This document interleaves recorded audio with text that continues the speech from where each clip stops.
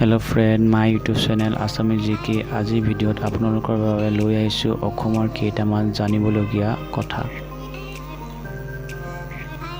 প্ৰথম কোৱেশ্চনটো হৈছে অসমৰ বৈষ্ণৱ ধৰ্মৰ প্ৰৱৰ্তক কোন?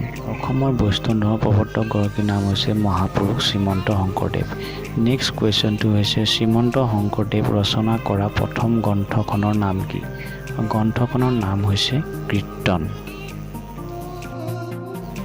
নেক্সট কুৱেশ্যনটো হৈছে প্ৰথম অসমীয়া আলোচনীখনৰ নাম কি আৰু এইখন কিমান চনত প্ৰকাশ কৰা হয়? আলোচনীখনৰ নাম হৈছে অৰুণোদয় আৰু ইয়াক প্ৰকাশ কৰা হয় 1848 চনত। নেক্সট কুৱেশ্যনটো হৈছে অসমত কোনে প্ৰথম প্ৰিণ্টিং প্ৰেছ স্থাপন কৰে? প্ৰিণ্টিং প্ৰেছ স্থাপন মিছনেৰীখনে কৰে 1846 চনত। 5 নম্বৰ কুৱেশ্যনটো হৈছে অসমীয়া ভাষাৰ প্ৰথম অভিধানখন কোনে ৰচনা কৰে? অসমীয়া ভাষাৰ প্ৰথম অভিধানখন মাইল ব্ৰনছনে 1867 চনত ৰচনা কৰে। ইয়াত মুঠতে 1400 শব্দই ঠাই পায়।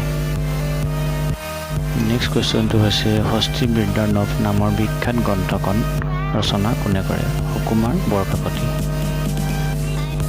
নেক্সট কুৱেশ্যনটো হৈছে প্ৰথম অসমীয়া অৰুণোদয়ৰ সম্পাদক কোন? প্ৰথম অসমীয়া অৰুণোদয়ৰ সম্পাদকৰ নাম হৈছে নাথান ব্ৰাউন। নেক্সট কুৱেশ্যনটো হৈছে কোন চনৰ পৰা অসমৰ টেলিগ্ৰাফ ব্যৱস্থা প্ৰচলন কৰা হয়? 1864 চনৰ পৰা। নেক্সট কুৱেশ্যনটো হৈছে কোচ ৰাজ্যৰ প্ৰতিষ্ঠাতা কোন? কোচ ৰাজ্যৰ প্ৰতিষ্ঠাতা হৈছে বিশ্বসিংহ। তেওঁ 505 খ্ৰীষ্টাব্দত কোচ ৰাজ্য প্ৰতিষ্ঠা কৰে। 10 নম্বৰ কুৱেশ্যনটো হৈছে কোন আহোম ৰজাই পিতাকক হত্যা কৰি ৰাজপাটত বহে? তেওঁৰ নাম হৈছে চুকলেংমুং। নেক্সট কুৱেশ্যনটো হৈছে চুতীয়া ৰাজ্য কোন শতিকাত প্ৰতিষ্ঠিত হয়? চুতীয়া ৰাজ্য 1300 শতিকাত প্ৰতিষ্ঠিত হয়। 12 নম্বৰ কুৱেশ্যনটো হৈছে অসমৰ প্ৰথম ICS কোন? তেওঁ হৈছে আনন্দৰাম বৰুৱা। নেক্সট কুৱেশ্যনটো হৈছে PhD ডিগ্ৰী লাভ কৰা প্ৰথম অসমীয়াজন কোন? তেওঁৰ নাম হৈছে ডক্টৰ মইদুল ইছলাম বৰা। 14 নম্বৰ কুৱেশ্যনটো হৈছে প্ৰথম জ্ঞানপীঠ বঁটা লাভ কৰা অসমীয়া সাহিত্যিকজনৰ নাম কি? তেওঁৰ নাম হৈছে ডক্টৰ বীৰেন্দ্ৰ কুমাৰ ভট্টাচাৰ্য।